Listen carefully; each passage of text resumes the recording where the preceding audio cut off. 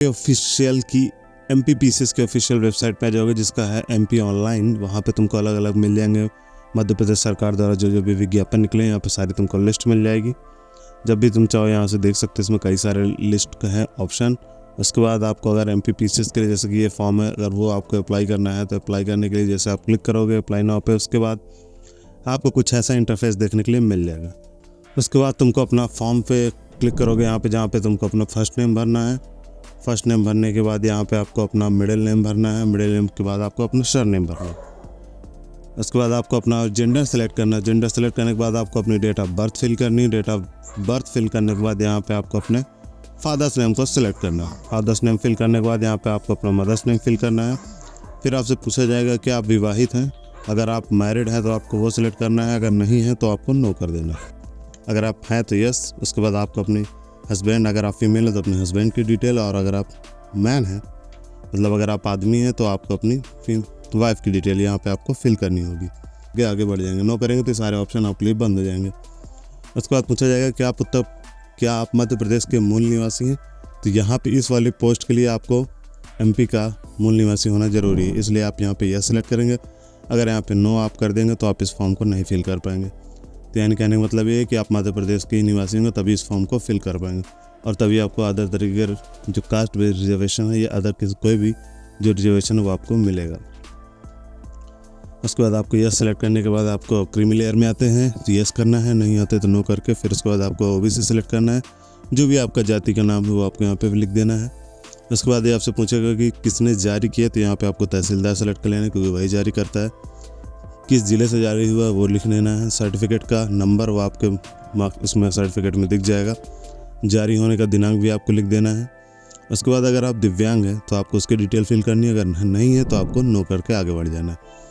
यहाँ पे ये वाले फॉर्म में हम नहीं हैं तो ना पे क्लिक करके आगे बढ़ते हैं। उसके बाद आपको पूछेगा कि आपको कभी सेवा से पृथक करने का दंडित किया गया है, कि अगर आप कहीं पहले से एम्प्लॉयड हैं या आपको ब्लॉक किया गया है किसी भी तरीके के पेपर के लिए मध्य प्रदेश में, तो सारी चीज़ें आपको नो कर देना है। कोई आपराधिक मामला है तो आप उसको नो कर देना है।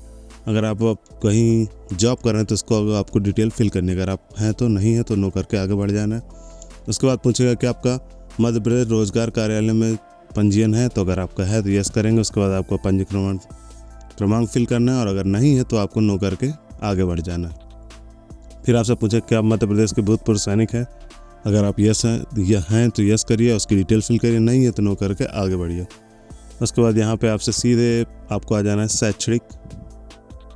उसके बाद आयु सीमा वाले ऑप्शन पे आपको आ जाना है। आप आयु सीमा वाले ऑप्शन पे आएंगे तो आपको पूछे कि आप सम्मानित खिलाड़ी, अगर नहीं है तो नो करेंगे। अगर आप हैं खिलाड़ी तो आप यस करेंगे, उसकी डिटेल फिल करेंगे।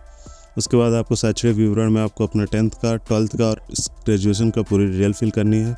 किस बोर्ड से आपने परीक्षा उत्तीर्ण किया है, सब्जेक्ट क्या है, कितना पूर्णांक है, कितने प्रतिशत, सारी डिटेल आपको यहाँ फिल करनी है। कौन सा बोर्ड है आपको ये भी फिल करना है। किस ईयर में आपने पास आउट किया आपको ये भी फिल करना है। सारी डिटेल आपको यहाँ पे फिल करनी है। एक चीज़ आप ध्यान रखिएगा, उत्तीर्ण परीक्षा का नाम जहाँ 10th या हाई स्कूल लिखा वहाँ पे आपको अपने ये पूछना तो नहीं चाहिए, लेकिन फिर से पूछ रहा है तो आपको वही हाई स्कूल लिख देना है या 10th लिख देना है।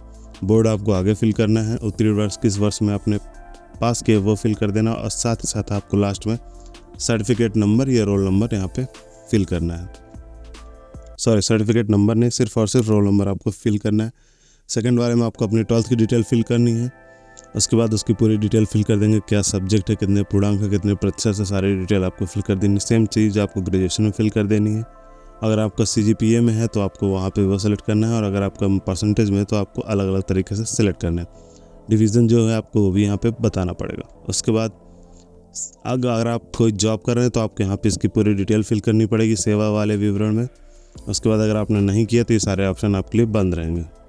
उसके बाद जैसे आप नीचे आएंगे तो यहाँ पे आपसे पूछा जाएगा कि आप दिव्यांगजन है तो क्रीमी लेयर में है, पिछड़ा वर्ग में है, तो ये सारी डिटेल अगर आपको रिजर्वेशन मिलता है तो आप यस करके आगे बढ़ेंगे। उसके बाद आपको अपनी बैंक डिटेल फिल करनी। बैंक डिटेल उसके लिए है जो फीस रिफ़ंड के लिए, तो कुछ कैटेगरी वाले में यहाँ पे रिफ़ंड हो सकती है, इसलिए यहाँ पे आपको अपनी पूरी बैंक की डिटेल फिल करनी है।